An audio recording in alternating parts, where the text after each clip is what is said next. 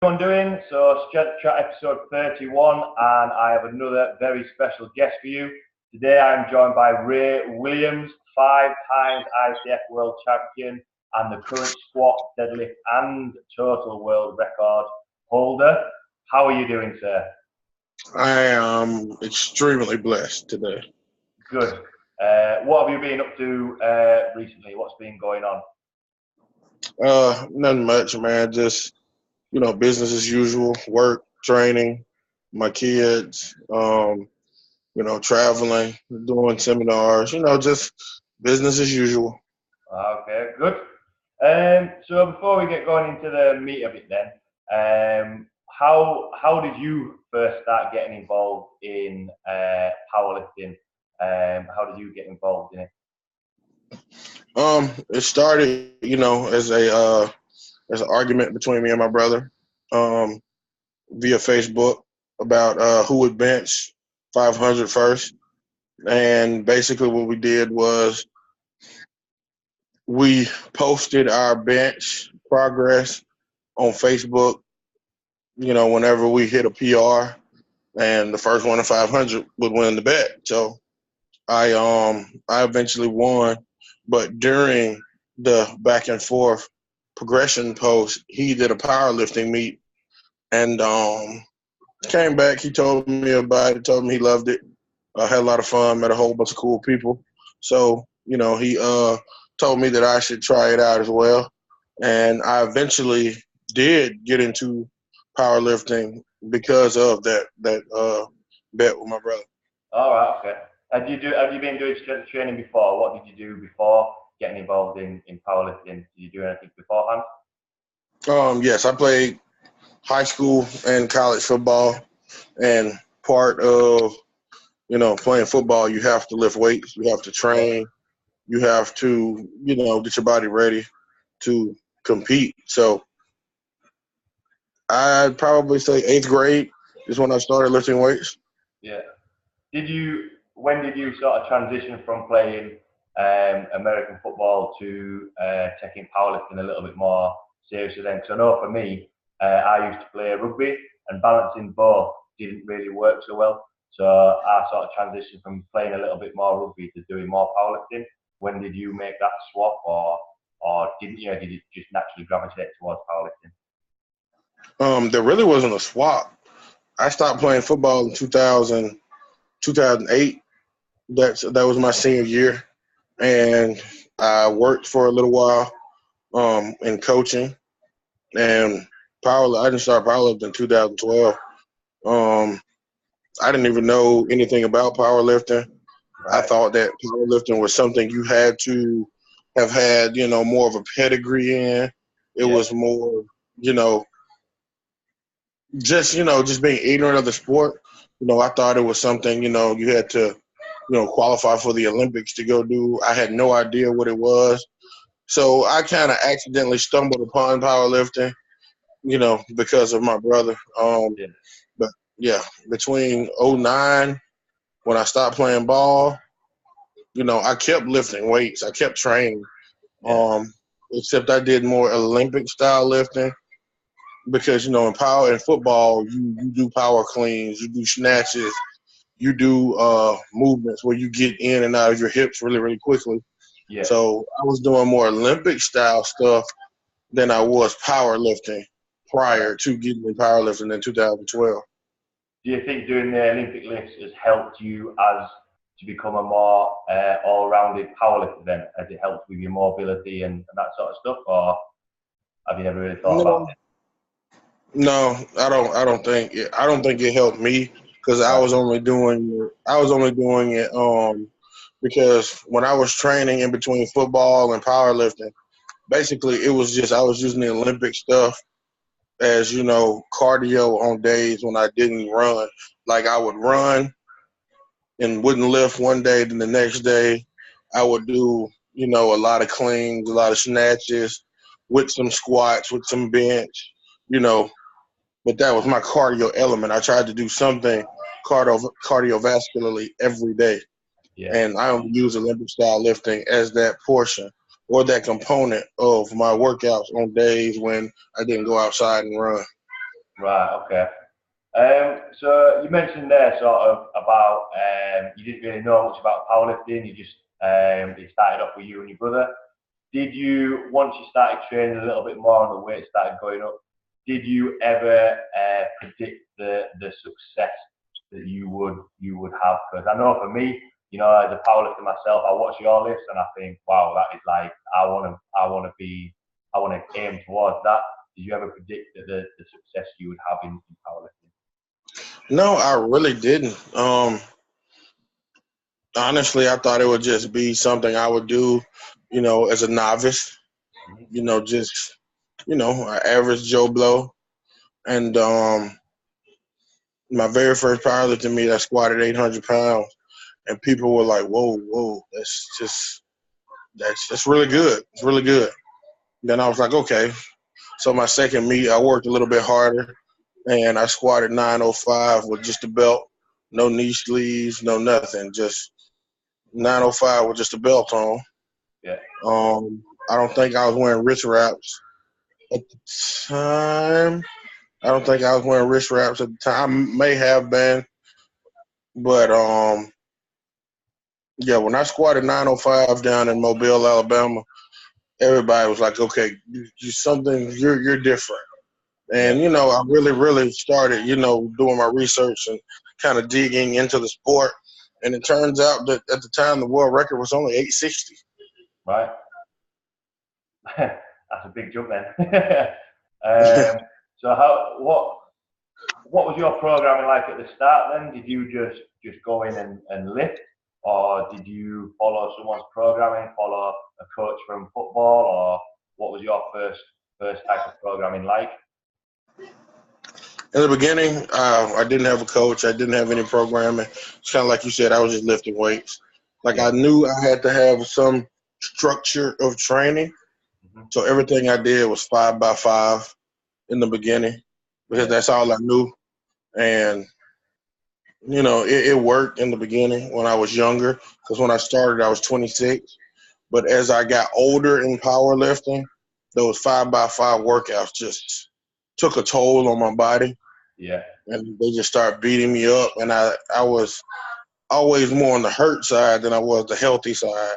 Or I was always more on the sore side than I am the flexed and pliable side. Well, not flex, but flexible and pliable side. So, you know, I had to really figure out, like, if I'm going to do this, you know, if longevity is going to be something I seek, I'm going to have to find somebody that actually knows what they're doing. And that's where Matt Gary came in to the picture. Yeah. I think like you said there about doing a 5x5, that seems to be everyone's go-to when they first start. They're like, yeah, I'll do that program, that'll be fine. But everyone gets to that point where they need something a little bit different and a little bit more structure to the programming. Just mentioning about Matt Gary, after your recent win at the IPF World in Canada, he put a post up which I thought was pretty good. So he said that your and Matt Gary's journey started in the warm-up room in South Africa in 2014. And I think you commented saying, yeah, sometimes it was the easiest lifts that you've done, or you felt quite good on the platform. What was the biggest changes in that time period? Was it mindset? Was it programming? What was the biggest influence there? Definitely programming, and not necessarily mindset, but how to regulate the mindset. Like, you can't go in the gym every day, all day, 5x5, big weight, every week. Like, the body just can't deal with it. So I think it was programming and progression. He taught me what a progression was. Everything doesn't have to be heavy for you to not make gains in the gym. And I was one that was a believer in, if I'm going to squat heavy, then I got to squat heavy all the time. Yeah. And he kind of incorporated a little science, a lot of common sense, and just experience from being around the sport so long that I was just naive to. Yeah. So with that, I mean, how many times did you end up training the same amount, but the sessions varied, or did you go from training maybe 4 or 5 times a week and the sessions dropped down? Because obviously you mentioned about feeling a little bit sore, feeling a little bit battered. What major changes did he make to the programming? Obviously not lifting heavy all the time, but did he change the amount of days that you're training? No, I still train about four. I still train 4 days a week. What he brought to the table was, how can I word this? Like, my days really didn't change, but what he brought to the table was more the science behind training. Right. And Okay. me and him have a hybrid relationship for coach athlete from a standpoint where he does not he's not one of those people where I want you to do what I want you to do no matter what, and you're going to do what I say, otherwise we're not going to succeed. No, he actually values my input. He actually wants to know, so what do you think about this and where we should go from here? And did you like our last training block? Are there some things are there some things we should take out, change, remix a little bit, according to my lifestyle and, what I got going on. So from a standpoint of a coach athlete, I'd say we have a very hybrid relationship to where it's not necessarily the athlete does everything the coach says, but the coach listens to the athlete in the beginning. We come up with a solid plan, and the athlete executes that plan to the T of whatever the coach puts on paper. Yeah. Where does your opinion lie on there? Because there's always, when you chat with people who have done different powerlifting programs, there is the ultimate program, which might be really boring, but will get you the end result. And there might be another program that might not get you completely where you need to be, but it's a little bit more enjoyable. Where do you stand on that? Do you think it has to be somewhere in the middle, or does it have to be the best program that you need to go and get for that, or do you think it should be a little bit more, have that element of, right, I enjoy this, and it gets me to where I want to be? As far as just like as far as taking a program from just anybody, I think as far as being an athlete, you have to know who you are. You have to know who you are. You have to know the demands that this program is going to put on you, and you have to know how this is going to affect you in your life. Like, you don't want a program that's going to have you just wrecked all the time, and it causes you to not be as efficient during your day job. Because let's be, powerlifting don't pay a lot of people's bills. Yeah. A lot of people have jobs, and you don't want a program that's so demanding and so taxing on you that it affects you in your life to where you can't, spend time with your loved ones because you're always in the gym, or you're too sore to do anything, or you're too tired to do anything. So you have to make sure that the program you choose, not necessarily the program you choose fits you, but you have to fit that program. Like, that program has to fit into your life, your schedule. Like, I understand everybody wants to make gains, everybody wants to be, but if a program is too demanding, too taxing, I don't care how good it is, who put it together for you, who's used it before you, it's not going to work, because eventually you're going to get to a point where, it's going to feel like, damn, this is really affecting my life. Yeah. Well, this is really affecting me. So I just say, as a lifter, you have to know yourself, and you have to know the demands of any program you choose to put into to implement into your training. Yeah, I think that's a really good point. I think sometimes people forget that, on a Monday morning, people still have to walk into work, or you still have to play with your kids, or you still have to do jobs around the house. But you're finding that balance, I think, that is really important. So just chatting about that and getting the right program and balance and everything. How do you sort of obviously each year at the World you've got better and better each year. What keeps you going? What keeps you pushing? Because obviously, like you mentioned, powerlifting, there's not a lot of money on it. Obviously, you know, there's world records and titles and that sort of stuff. What keeps you getting involved with powerlifting? What keeps you pushing the limits of what you can lift? I just like to compete. And when I say compete, you know, for the most part, I'm in constant competition with myself. I'm trying to beat the best version of my past self, which is the past self that squatted 1,069, the past self that deadlifted, I think it was 870 something. The past self that benched 545. I'm in constant competition with the best version of myself. Yeah. You know, and that's all that keeps me going. You know, I love lifting weights. I love the gym. Even if I wasn't powerlifting, I would still be in the gym. So being that this is something I'm going to do anyway, I might as well do it at a high level while my body, mind, and spirit permits me to do it. Yeah.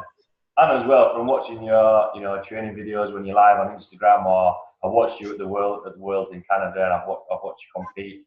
You look as though you really enjoy it, that you really like doing what you're doing. How important do you think that is when it comes to maybe, you know, not just powerlifting, but in anything that you whether it be strongman, weightlifting, or whatever?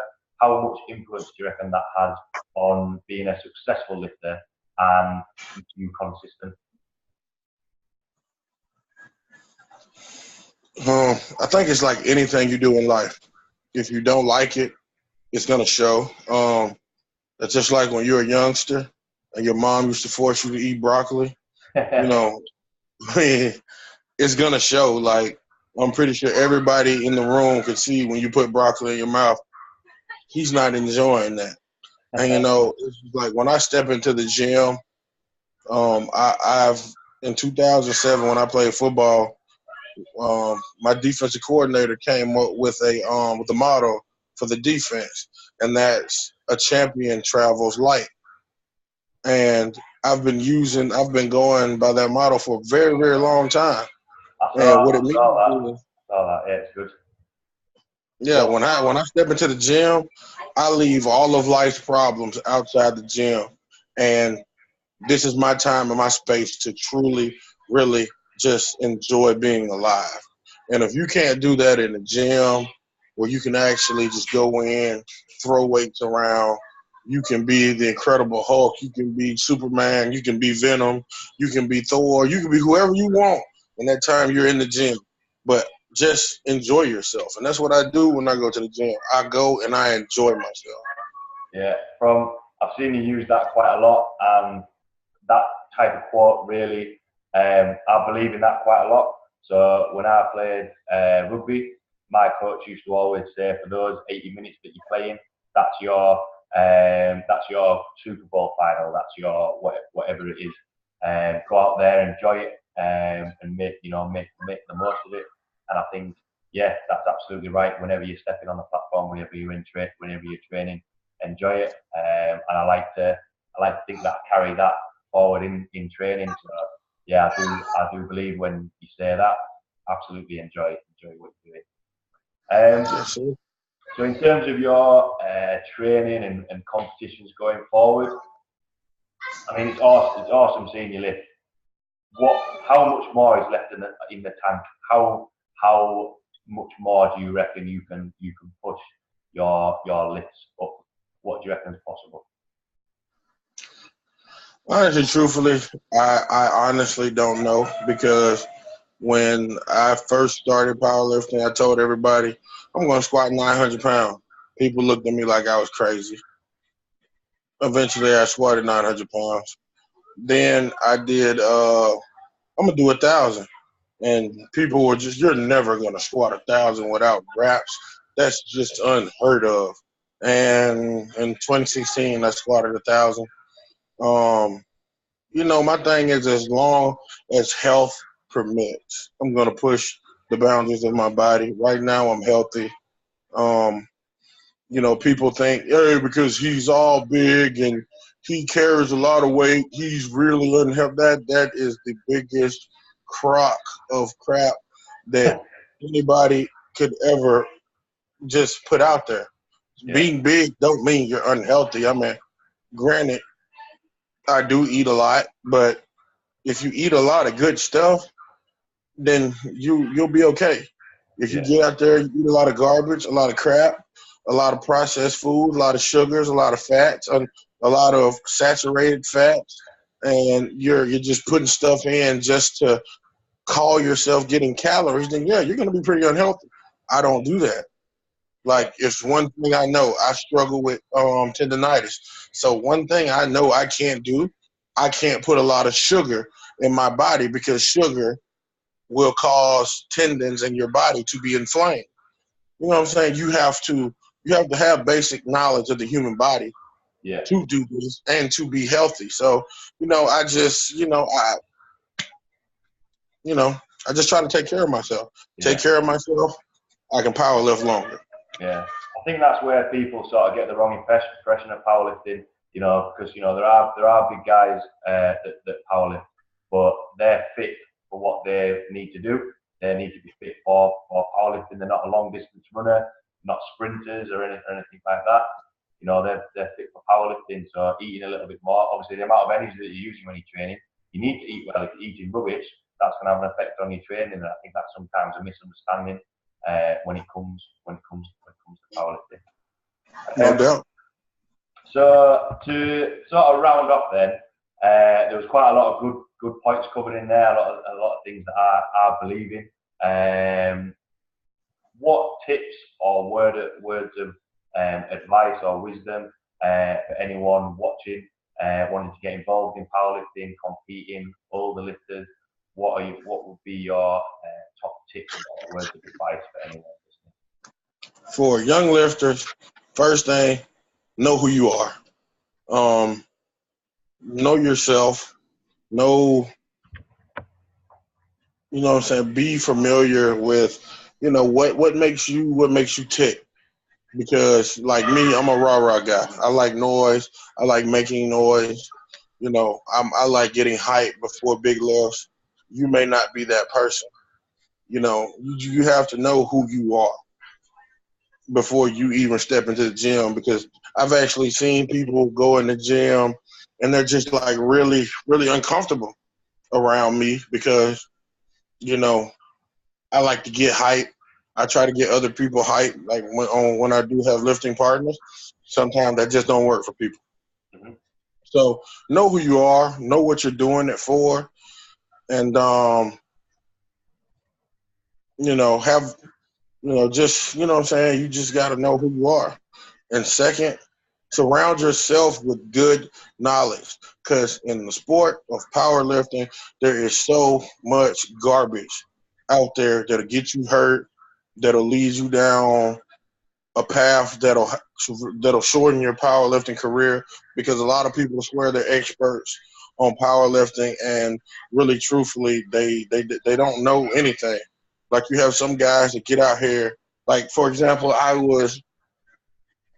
posted a picture and I got a whole bunch of people telling me, well, you should, in that picture it looks like you're deadlifting with a snatch grip, and you should really bring your grip in closer to your legs. It would help you. No, it wouldn't, because I'm 6 feet tall, 400 pounds.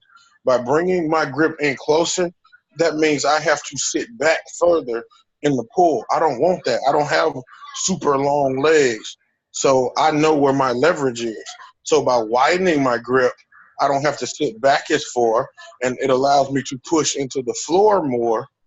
I can exert more power into the floor because I don't have to sit all the way back. Plus, one of the principles of deadlift is always keeping your shoulders over the bar. Mm-hmm. If I bring my grip in, I have to sit back further. Now my shoulders are actually further behind the bar, rather than being on top of the bar. You know, so you have a lot of people that swear they know what they're talking about when honestly they're just regurgitating cookie cutter knowledge that they got from somewhere else. It's not something that they actually have worked through, and applied in different scenarios. Like when I go do seminars, I don't teach people one way to do things. Like with squatting, somebody with longer femurs can't squat exactly like a person with shorter femurs. You have to know the different disciplines it takes to be a good squatter. And that's why I say, like, as a young lifter, surround yourself with people that actually know what they're talking about. That way, when you do hit a plateau, or you do hit a tough spot, or you do legitimately have a question that you just can't answer yourself, you're not being fed cookie cutter knowledge.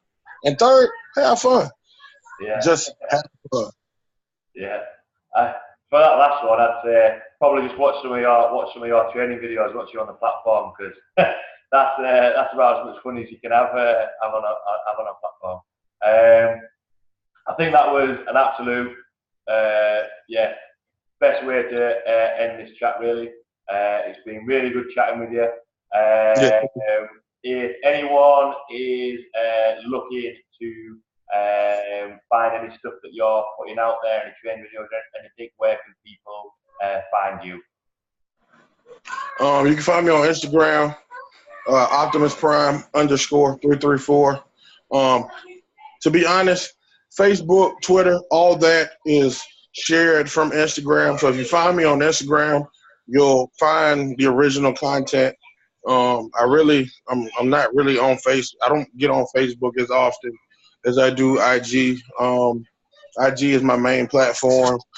Here in the next few months, I'm going to start a new YouTube channel, just based solely on talking about powerlifting and training.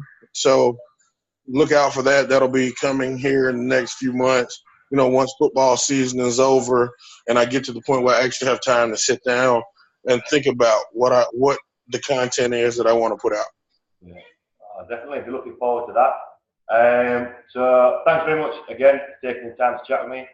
Everyone listening, I hope you enjoyed that as much as I did. Enjoy the rest of your day, Ray. Good luck with the rest of the football pre-season. And yeah, I'll see you later. Thanks very much. Appreciate it, brother. It was great being a guest on your show. Cheers. Thank you.